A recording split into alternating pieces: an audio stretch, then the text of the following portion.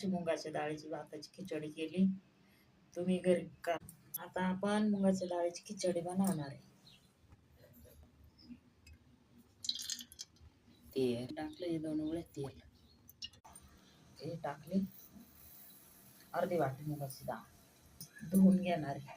ते नाही लहान मुलांना लय आवडते दिवसभर. त्यासाठी मी ही मुगाची डाळीची खिचडी बनवते. पाणी टाकून स्वच्छ धुवून घेते. सोडून घेतला. टाकला हा लसूण, चमच्यावर जिरं टाकले, हळद झालं गरम. आता मीठ टाकलं. इकडे उकळे येऊन गेली फोडणीला.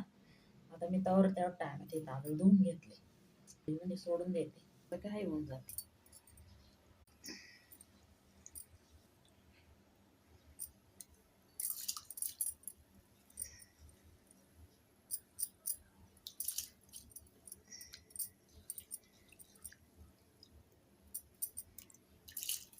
माणसासाठी बी चांगला राहतो हा भात. थोडी जास्त टाकायची, 2 वाट्या मस्त नरम शिजून जाईल.